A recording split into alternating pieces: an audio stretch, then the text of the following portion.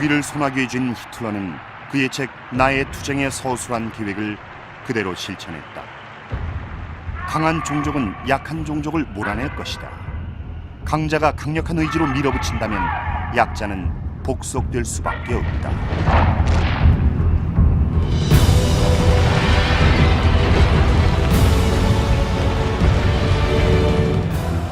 히틀러는 어떻게 권좌를 찬탈해 막강한 권력을 휘두르는 총통의 자리에 올랐을까?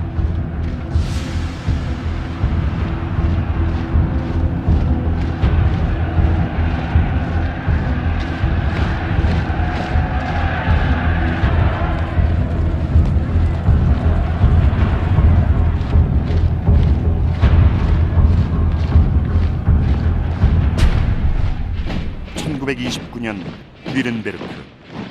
이곳에서 개최된 전당대회를 기점으로 시작된 기현상을 극작가 브레이트는 이렇게 묘사했다. 피할 수 있었던 아돌프 히틀러의 득세. 미국으로부터 시작된 대공황은 전 세계로 퍼져나가며 엄청난 타격을 입혔는데 특히 독일의 피해가 막심했다.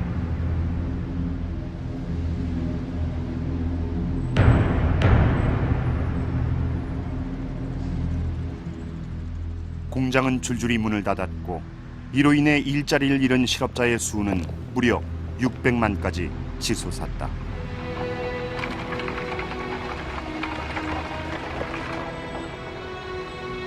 절망에 빠진 많은 독일 국민이 나치스로 돌아섰다.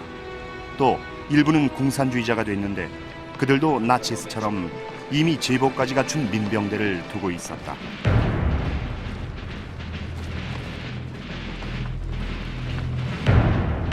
공산당과 나치스는 뒤이은 모든 선거에서 격렬하게 충돌했다.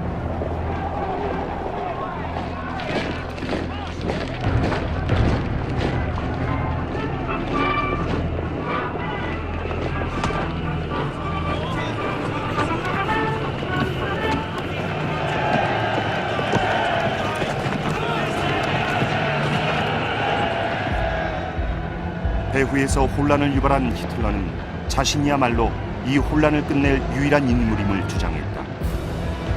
이 전략은 매우 효과적이었다. 히틀러는 공산주의 위험성을 극렬하게 상토하며 소상인과 주택 보유자들의 마음을 샀다. 평등을 지향하는 마르크스주의자들은 소장농들에게도 두려움의 대상이었다.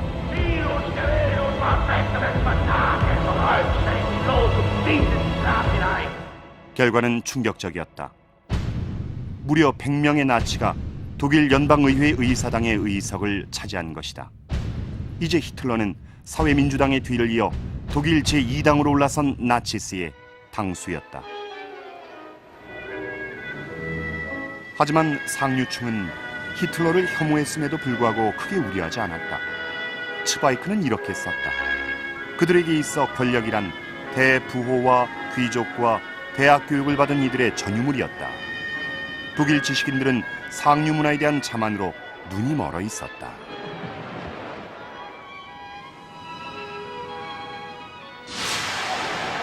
한편 히틀러의 전진은 거침없이 이어졌다. 겨우 1년 만에 그는 독일의 극우파를 완전히 휘어잡는다. 회원이 50만에 이르는 강철 철무와 같은 전우회 역시 그가 명령만 내리면 움직일 준비가 돼 있었다.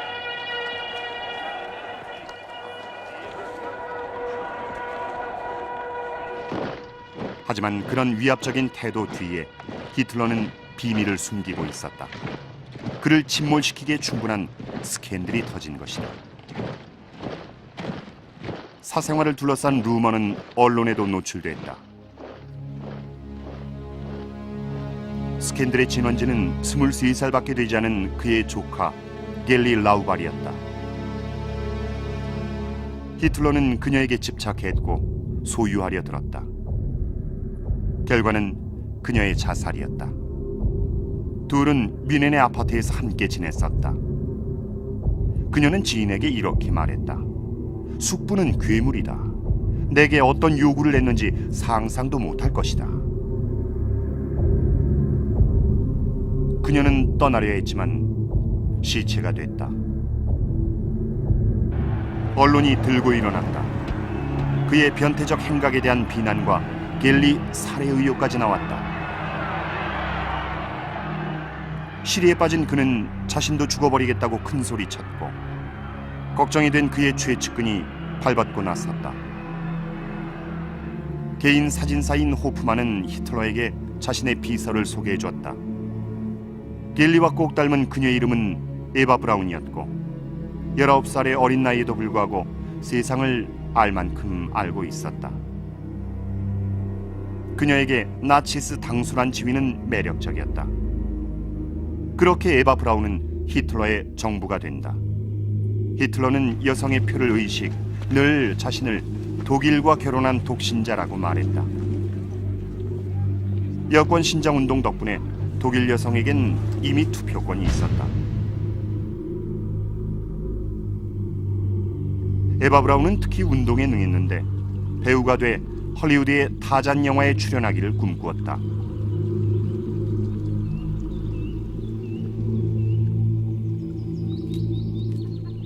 히틀러는 에바의 곁에서 정치가로서의 전투력을 회복한다.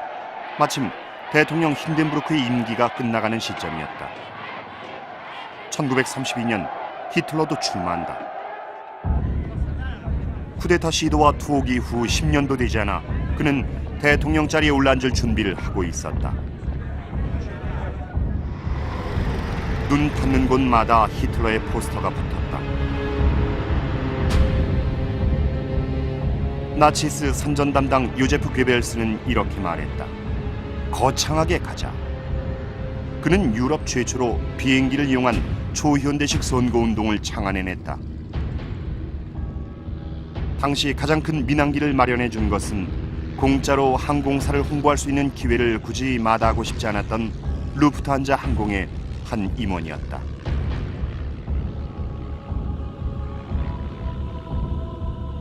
가죽 헬멧을 쓴 히틀러는 100여 곳의 도시를 도는 여정에 나섰고 가는 곳마다 높은 인기를 누렸다. 비행기 조종사인 바우어는 이렇게 회상했다. 우린 폭풍우 속에서도 비행을 강행했다. 선거운동 포기란 있을 수 없었다. 사람들은 이제 비행을 두려워하지 않았다. 결국 그가 내린 결론은 히틀러가 항공교통량 증가에 기여했다는 것이었다. 괴벨스는 하늘 위의 총통이란 슬로건을 만들어내고 비행기를 타고 하는 선거운동 과정을 자세히 촬영, 전국에서 상영하면서 히틀러를 최고의 구세주로 포장했다.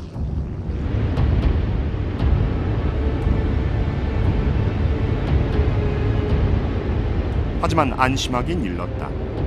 선거운동엔 막대한 비용이 들어가는데 대부호들이 히틀러의 폭력성을 경계했다. 나치스는 히틀러의 연설을 들으려는 이들에게서 돈을 받아야만 했다. 그런데 청중이 줄긴커녕 그 반대였다. 목격자인 폰 스파우는 이렇게 말했다. 갑자기 히틀러의 시선이 느껴졌고 그 이후 내 삶은 변해버렸다.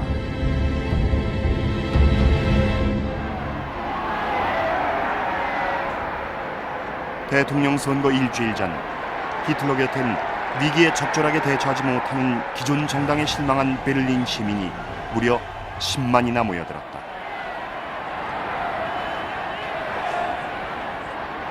당시 20살이었던 루디거는 이렇게 말했다. 실업으로 인해 우린 너무도 비참하게 살고 있었다. 우린 히틀러가 그 고통에서 구해줄 거라 믿었다.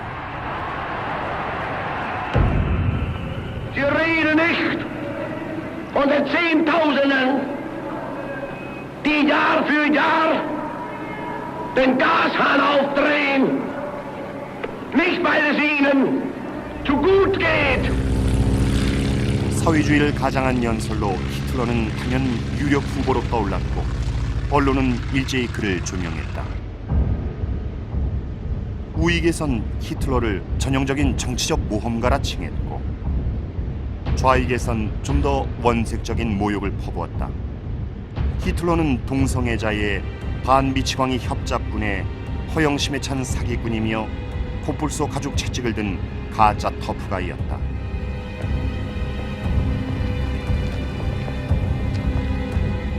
사교적인 대통령 힌덴부르크는 반동 군주제 지지자였음에도 좌익의 지지를 받고 있었다. 이는 그만큼 히틀러를 위험시한다는 방증이었다. 나치스의 라이벌인 사회민주당 당수 베일스가 결연한 태도로 반격에 나섰다. Entscheidet euch schnell! Es ist keine Minute Zeit mehr zu verlieren.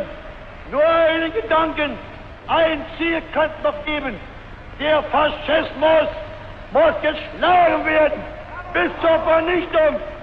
Vorwärts und durch für die Freiheit, die Republik und die deutsch-geschaffene Arbeit. 1932년 4월 10일 결과가 나왔다. 새 대통령은 히틀러가 아니었다. 그는 전체 유권자의 3분의 1에 해당하는 1,300만 표를 얻었다. 엄청난 숫자였지만 충분치 않았다.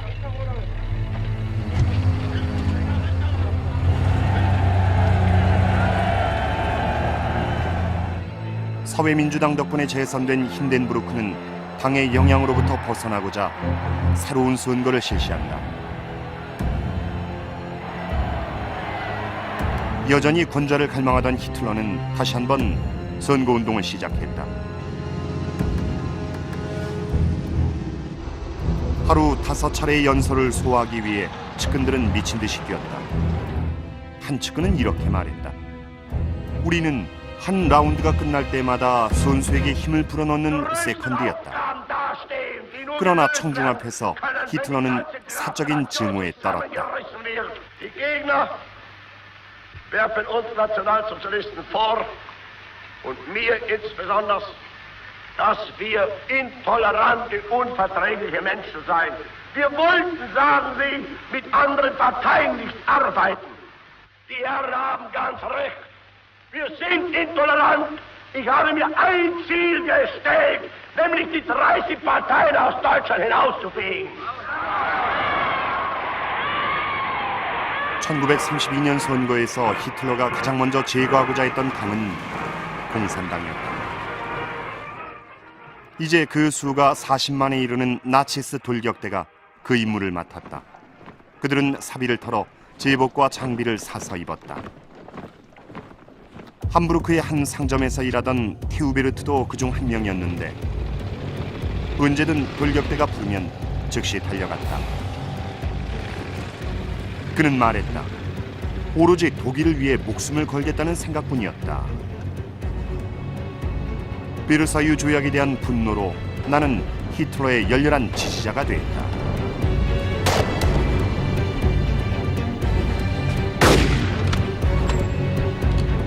전우회와 연대의식 그리고 제복에 대한 자부심은 컸다. 너무 어려 1차 대전에 참전하지 못한 한을 품고 있던 우리는 경험 많은 연장자의 지도를 따랐다.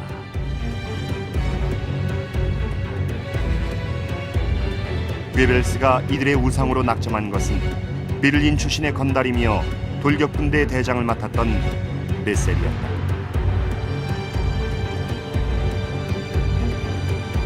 일 년 전 공산당의 손에 죽은 그는 나치스의 대표적 순교자가 됐고 성대하게 치러진 장례식에서 괴벨스는 베셀의 죽음을 예수의 순교에 비유했다. 그리고 이런 영상을 통해 나치즘이 기독교만큼이나 헌신적인 소명임을 과시했다.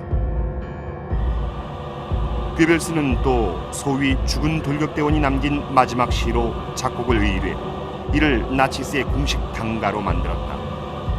호르스트 베설리드, 즉 베셀의 노래는 폭력의 찬가였다.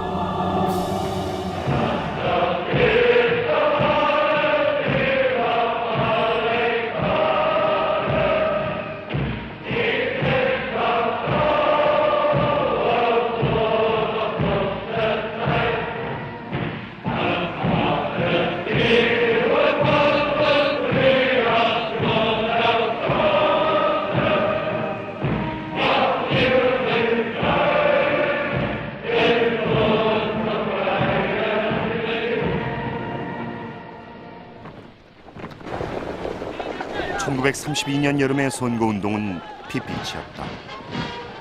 나치스 돌격대가 경찰과 공모, 공산당을 자극해 거리에 패싸움을 유발했고 공산당 측에서만 무려 100여 명이 죽고 1000여 명이 부상을 입었다.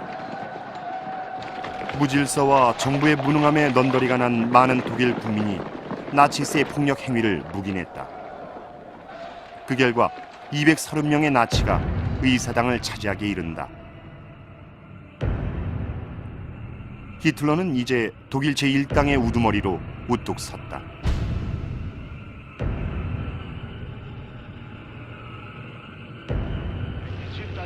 처음으로 권좌가 손에 닿을 만큼 다가왔다.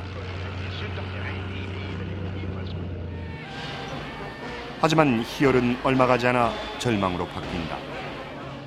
힌덴부르크 대통령이 히틀러를 총리로 임명하기를 거부한 것이다. 힌덴부르크는 히틀러에게 말했다. 신과 나의 양심과 조국을 걸고 나치스처럼 끔찍한 당에 권력을 넘겨줄 수는 없다.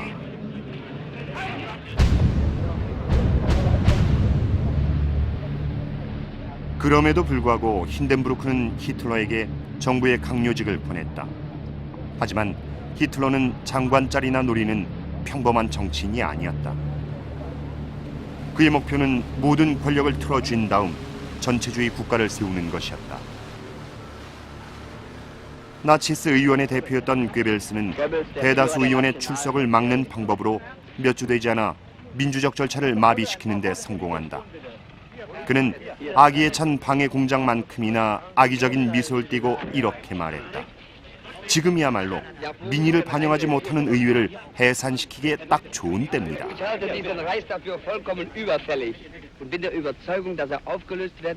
같은 해에만 세 번째인 선거 일정이 잡혔다.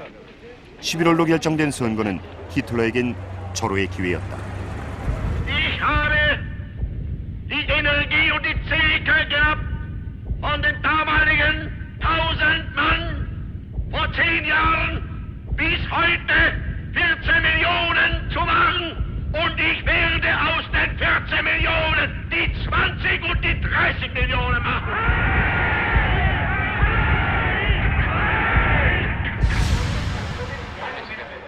하지만 선거 결과는 히틀러에게 엄청난 실망을 안겨주었다. 그는 나치스 친위대에 둘러싸인 채 패배를 곱씹었다. 200만 표와 40석을 잃은 대패였다.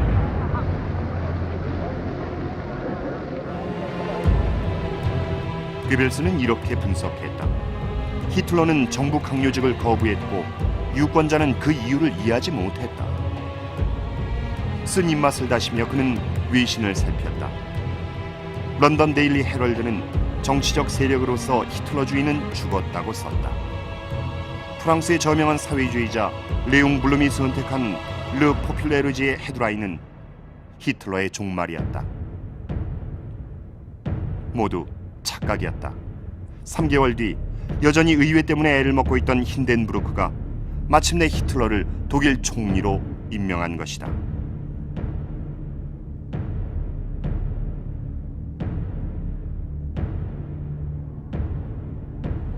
당시 베를린의 학생이었던 하프너는 이렇게 썼다. 뉴스를 듣자마자 나는 공포로 얼어붙었다. 코에서 피와 진흙탕 냄새가 감돌았다. 너무나도 끔찍하다. 마치 크고 더러운 야수가 발톱으로 내 얼굴을 핥히는 느낌이다. 목적을 이루기 위해 늑대는 순한 양의 탈을 쓰기로 한다. 히틀러는 나치스에게 강요 2자리만 내주면 충분하다고 힌덴부르크를 어른다.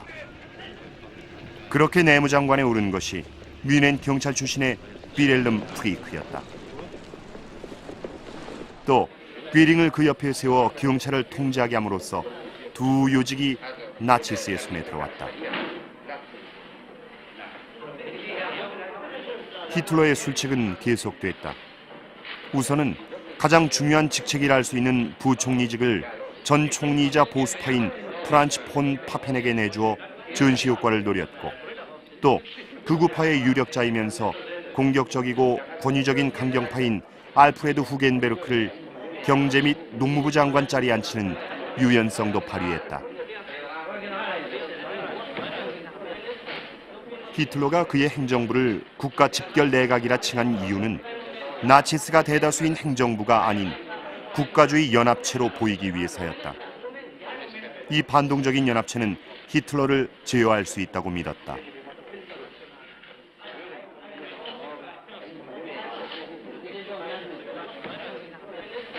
폰 파펜이 후겐베르크에게 히틀러는 우리 편이다라고 하자 후겐베르크는 그는 우리 감시하에 있다고 대답했다. 엄청난 오해였다. 바로 그날 밤 베를린을 비롯한 독일 전역의 대도시에서는 괴벨스가 조직한 횃불 퍼레이드가 벌어졌다. 주인공은 참전용사단체인 강철 철모와 나치스 친위대 그리고 나치스 돌격대였다.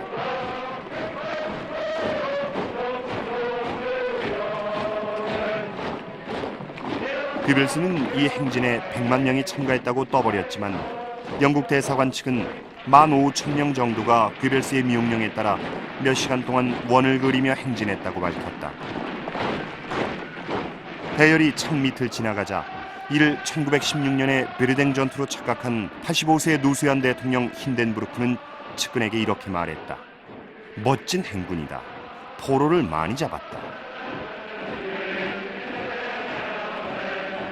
한편 히틀러는 총리관저에서 열광적인 환영을 받는다. 베를린의 교사 솔미츠는 이렇게 말했다. 우린 술도 없이 흠뻑 취했다. 그리고 덧붙였다. 사람들의 고함 소리가 들렸다. 유대인에게 죽음을, 유대인은 피를 보게 될 것이다. 괴벨스의 감상은 마치 동화 속 같았다였다.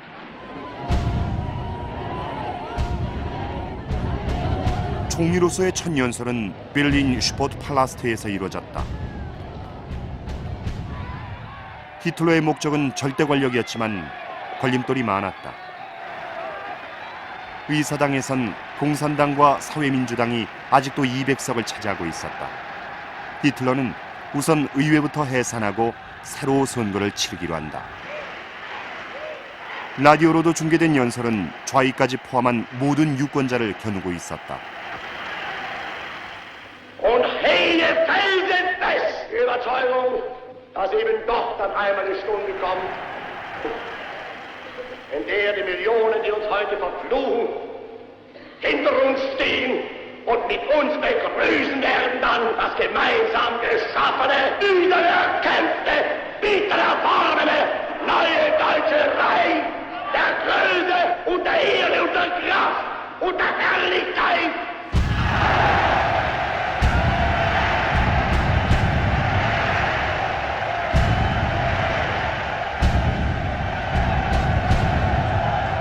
히틀러는 가면을 쓴 채 전보단 상당히 회유적인 어조로 계속 전진한다. 하지만 괴벨스는 나치스의 근본인 반유대주의와 폭력으로 돌아가 나치스 지지층을 다지기를 원했다. Und wenn die jüdischen Zeitungen heute glauben, auf versteckte Drohungen die nationalsozialistische Bewegung einschüchtern zu können, sie sollen sich hüten. Einmal wird unsere Geduld zu Ende sein und dann wird den Juden das freche Lügenmaul gestopft werden.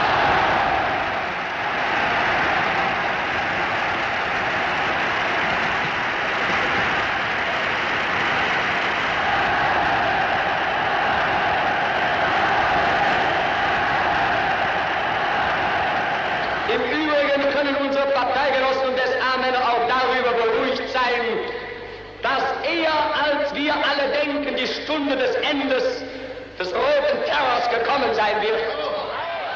Und wir werden den Herren vom Karl-Liebknecht-Haus bald Töne beibringen, die sie noch niemals vernommen haben.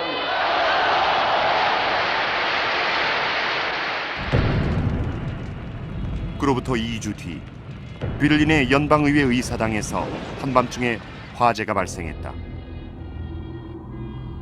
독일 민주주의의 상징이 흔적도 없이 타버린 것이다.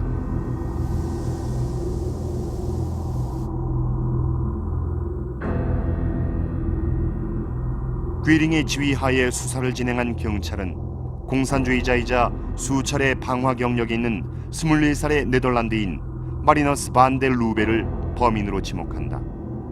유죄 선고 뒤 그는 곧바로 처형됐다. 이 사건의 최대 수혜자는 바로 나치스였다. 히틀러는 이를 공산당의 정권 장악 음모로 몰아갔다.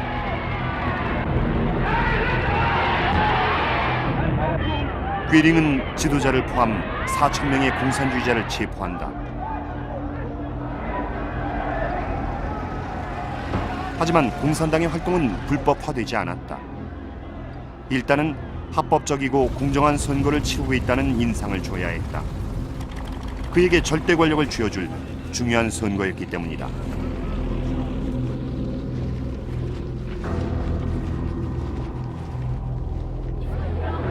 선거와 무질서에 지친 독일 국민은 독일 전역에 걸쳐 나치스 돌격대의 새로운 모습을 접하게 됐다.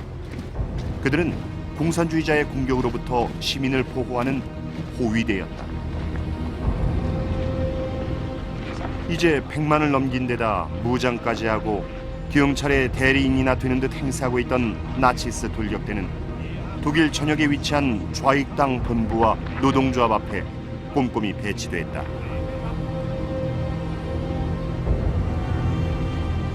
돌격대가 다시 폭력 조장을 준비하는 사이 히틀러는 점점 기력이 쇠해가는 힌덴부르크를 상대로 선거 게임을 계속했다.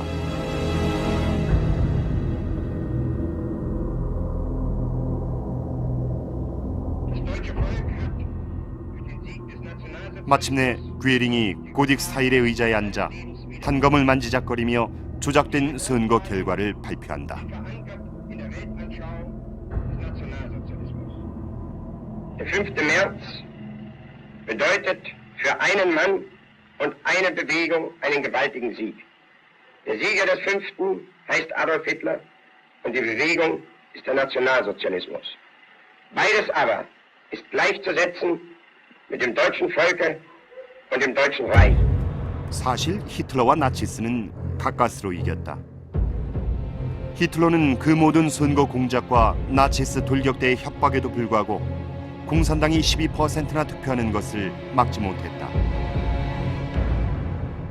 바로 이 무렵부터 그는 양의 탈을 벗어던지고 그의 행정부의 협조하에 불법의 영역으로 발을 들인다. 공산당 소속 의원의 선출을 무효화한 뒤 모조리 체포, 강제 수용소로 보내버린 것이다. 나치스가 베를린 부근 오라니엔부르크와 뮌헨 부근 나하우에 세운 수용소였다. 이 두 곳이 1933년에 세워진 16개 수용소의 시작이었다. 히틀러가 정권을 잡고 불과 몇 달 뒤 정치범의 수는 10만으로 치솟는다. 공산주의자 바스티아는 이렇게 회상했다. 보초들이 채찍질을 하고 우리를 얼음물 속으로 몰아넣었다. 우린 밤이나 낮이나 목숨을 걱정해야 했다. 나치스에 의하면 수용소는 공산당 의원들과 고위 공무원 그리고 노조 지도자들을 위한 재교육 시설이었다. 독재의 검은 그림자가 독일을 뒤덮기 시작했다. 의사당 화재 사건 이후 히틀러는 왕립 오페라 극장을 새 의사당으로 삼고 나치스 돌격대의 호위를 받으며 절대 권력을 휘둘렀다. 공산당 의원 대부분이 숙청된 뒤에도 아직 남아있던 사회민주당의 의원 94명이 히틀러에게 반대표를 던졌지만 그들 역시 체포 뒤 강제 수용소로 보내지거나 타국으로 쫓겨났다. 441명의 구구파와 가톨릭 중앙당 의원들은 망상에 빠진 히틀러의 길고 장황한 연설을 들었다. 늘 그렇듯 그는 하늘의 맹세코 실업을 해결하고 소장농을 해방시키고 법과 평화를 수호할 것을 약속했다. 결국 의회는 히틀러에게 4년 동안 절대 권력을 쥐어줌으로써 스스로 종말을 맞는다.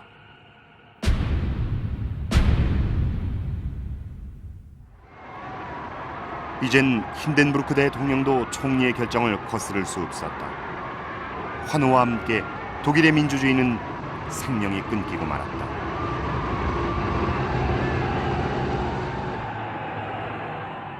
반유대주의에 기반을 두고 있는 히틀러가 세계에서도 손꼽히는 선진 산업국가인 독일을 틀어주었다는 사실은 국제적으로 심각한 위협이 아닐 수 없었다. 뉴욕을 포함 전 세계적으로 히틀러 반대 시위가 벌어졌고 그의 만행을 규탄하는 목소리가 높아졌다.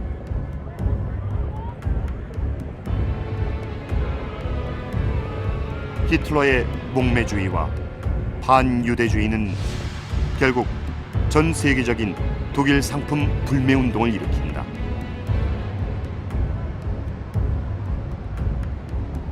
이를 막기 위한 일종의 경고 조치로 히틀러는 하루 동안 독일 전역의 유대인 소유 상점 불매를 명했다. 이것이 박해의 소막이었다. 동프로이센의 큰 상점을 소유하고 있던 란다우는 가족과 팔레스타인으로 이주하기 전 이렇게 썼다. 불과 몇 시간 만에 모든 것이 바뀌었다. 이제까지 내가 사랑하고 존경했던 이 나라와 이웃이 갑자기 적이 돼버린 것이다. 나는 독일인도 아니고 독일인이 될 자격도 없었다. 한때나마 이 나라의 국민이었다는 것이 부끄럽고 또 그 많은 사람들을 믿었다는 것이 치욕스럽다. 그들이 가면을 벗어던지자 나의 적이었음이 드러났다.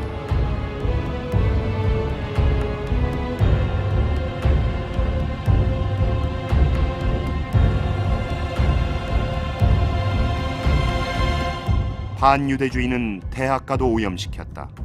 나치즘은 독일인의 마음을 왜곡, 문명에 등을 돌리게 만들었고 편협하고 종파적인 이데올로기를 퍼뜨려 심지어 학생들로 하여금 책을 불태우게 만들었다. 전국의 도서관, 서점, 출판사 등에서는 나치스 돌격대의 감시 하에 히틀러가 지목한 소위 독일인답지 않은 정신이 담긴 책들이 남김없이 수거됐다. 나치스의 블랙리스트에 오른 작가는 마르크스, 프로이트, 츠바이크 등 주로 유대인 및 공산주의 작가 300여 명이었다. 12,000권은 불온서적이 됐고 이미 인쇄된 수십만 권을 불태우기 위해 돌격대가 장작 더미를 쌓았다.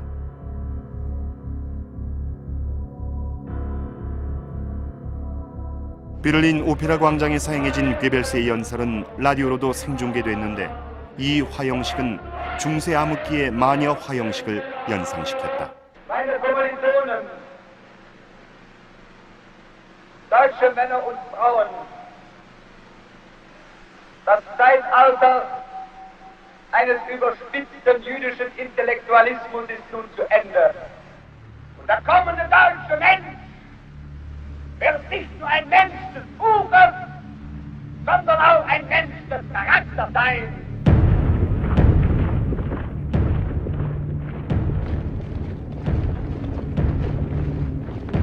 당시 화형식과 나치스 의식에 참가했던 베를린의 청년 군터는 현장을 이렇게 묘사했다. 나치스 돌격대와 학생들이 책 제목과 작가의 이름을 외쳤다.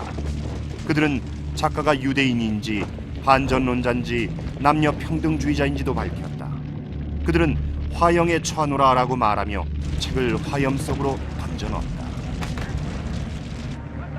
어이가 없고 분노가 치밀어 올랐다. 우리가 읽고 토론했던 수많은 책들이 활활 타고 있었다. Von Heinrich Mann, Ernst Gläser, Erich Kästner.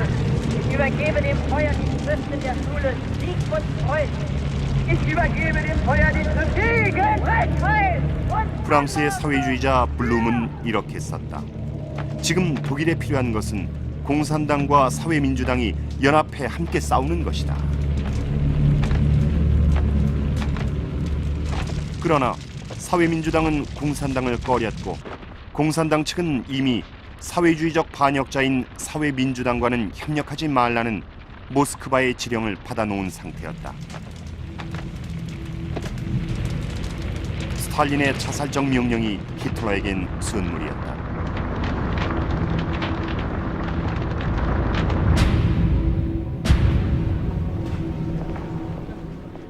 히틀러는 노조를 찍어 눌렀다. 그리고 1933년 7월 21일 사회민주당을 불법 단체로 규정한다. Das alles ist Heil! Die große Zeit ist jetzt angebrochen. Deutschland ist nun erwacht. Die Macht haben wir nun in Deutschland gewonnen. Nun gilt es, das deutsche Volk zu gewinnen. 사실 국민 따위는 아무래도 상관없었다. 숙청 이후로 이제 합법적인 당은 나치스뿐이었다. 그들의 반유대주의 구호에도 사람들은 크게 동요하지 않았고 대부분은 유대인 동포의 운명에 무관심했다. 유대인 인구 50만이라 해봐야 전체 독일 인구의 1%도 되지 않았던 것이다.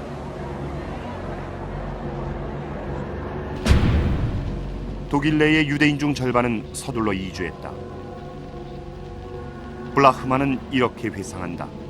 우린 우리가 가진 것을 모두 포기한다는 조건 하에 독일을 떠났다.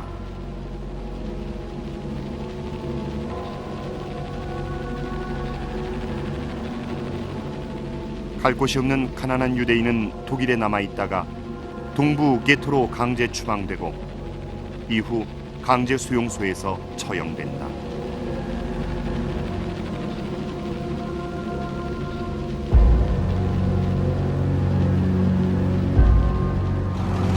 히틀러 정권에 반대하는 이들도 곳곳으로 빠져나간다. 그중 프랑스로 간 사람들은 훗날 전쟁이 발발하면서 독일 점령 하에 갇혔다가 나치스의 손에 넘겨진다. 떠날 형편이 아니었던 이들이나 남아서 싸우기로 한 이들은 모두 잡혀 강제 수용소에서 희생된다.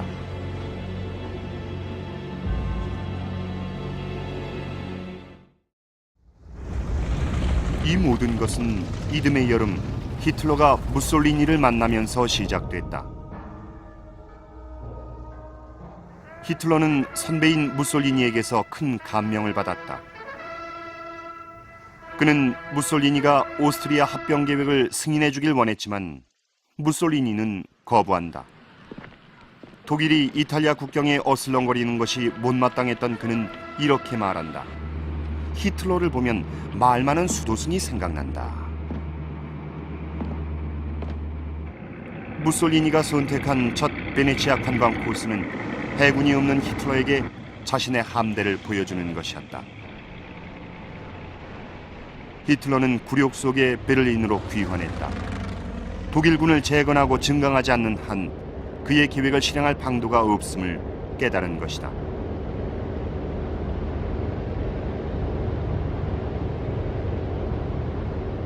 히틀러는 직접 독일 육군의 작전 훈련을 시찰한다. 베르사유 조약으로 인해 비록 수는 10만으로 줄었지만 병사들의 능력은 출중했다.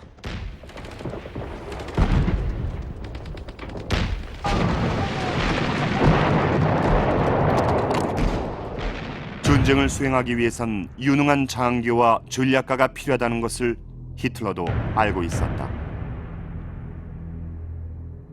그는 군을 올가맨 베르사유 조약의 속박을 풀고 군사력을 회복하겠다고 공언했다.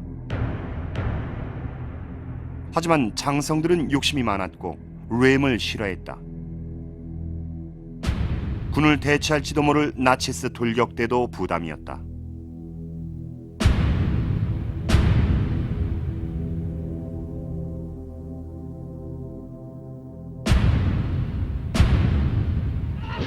사실 돌격대의 수장 렘은 당시 비판의 대상이었다. 히틀러보다도 인기가 높았던 데다 기업가들은 국가 사회주의 혁명은 아직 끝나지 않았다는 그의 발언을 우려했다. 게벨스도 그를 가면을 쓴 볼셰비키라 불렀다. 그들은 15년을 동고동락한 공범이었지만 히틀러의 결심은 확고했다. 쿠데타를 획책하고 있다는 구실을 붙여 렘을 제거하라. 이를 맡길 사람도 골랐다. 나치스 친위 대장 힘너와 게슈타포의 수장 하이드리히, 총통 호위대의 대장이자 전직 도살자 니트리히였다.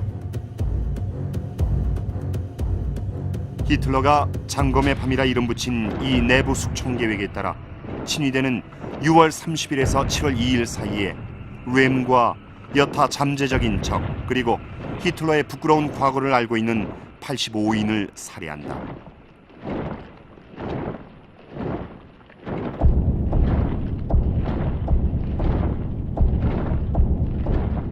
렘이 죽자 나치스 돌격대는 모든 영향력을 상실하고 질서 유지에만 동원됐다. 군도, 대부호 기업가들도 이에 만족을 표했고 디트리히는 나치스 친위대 장성으로 진급한다.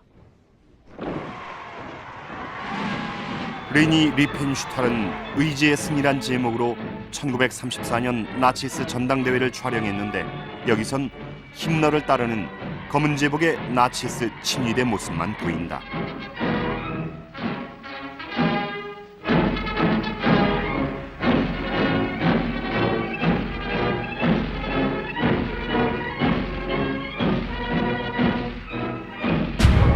마침내 히틀러가 권좌를 독차지하는 날이 왔다. 장검의 밤 한 달 뒤 공화국의 대통령 힌덴부르크 원수가 87세를 일기로 세상을 떠난 것이다. 민주주의는 이미 죽어 묻힌 지 오래였고 전체주의는 끈질긴 행진을 이어갔다. 히틀러는 군의 수장으로 올라섰으며 무소불위의 권력을 휘둘렀다. 모든 병사는 군의 지도자이자 독일 국민의 지도자인 총통 아돌프 히틀러에게 충성의 맹세를 해야만 했다. Adolf Hitler!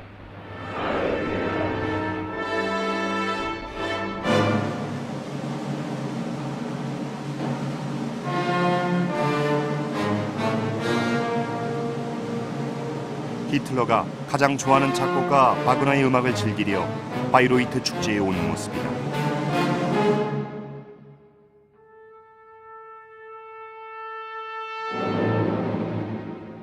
바그너의 며느리이자 힘겨운 시절 든든한 지원자였던 위니프레드 바그너가 이제 독일의 수장이 된 히틀러를 환영해 주었다. 그가 젊은 날의 광기 어린 꿈을 이루기 위해 걸어온 길은 피로 얼룩진 험한 길이었지만 지금 그는 사랑하는 백성을 위해 자신의 모든 것을 내던지는 바그너 오페라의 주인공 리엔치였다.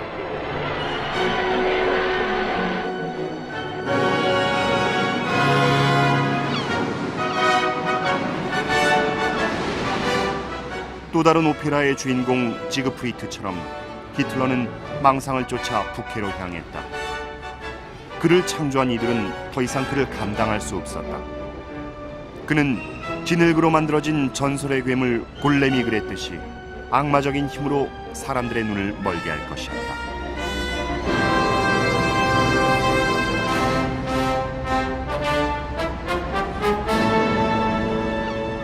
히틀러는 먼저 바이마르 공화국의 공적을 치하했다.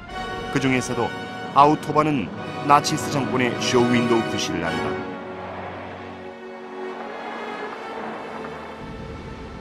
다음 수순은 뉘른베르크 인종차별법 통과였다.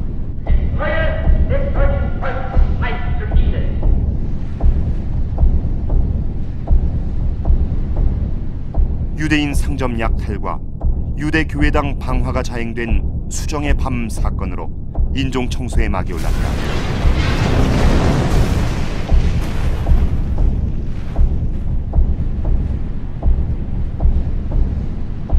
그는 1919년 설정된 비무장지대를 재점령, 베르사유 조약도 깨뜨린다. 프랑스나 영국 측이 이에 별 반응을 보이지 않자 무솔리니는 히틀러와 더욱 가까워지고 마침내 오스트리아 합병을 승인하게 이른다. 이는 독일어를 사용하는 모든 인구를 더 큰 독일로 통합하고자 했던 그의 사명의 일환이었다.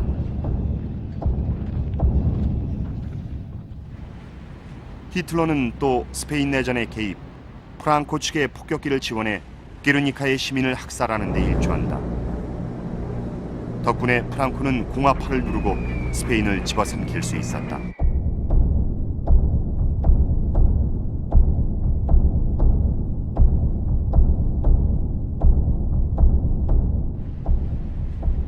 히틀러는 나폴레옹의 군대와 같은 대군을 꿈꾸었다.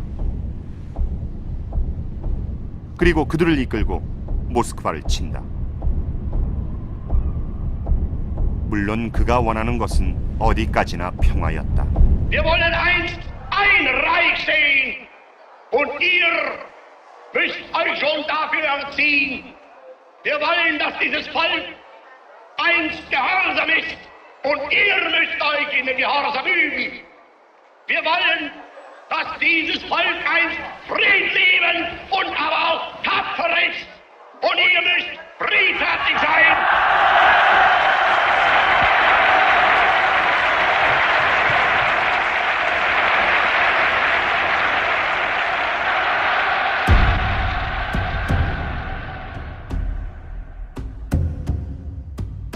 거짓으로 가득한 연설과 번드르르한 행진에 취한 독일 국민은 곧 현실감을 잃어버린다.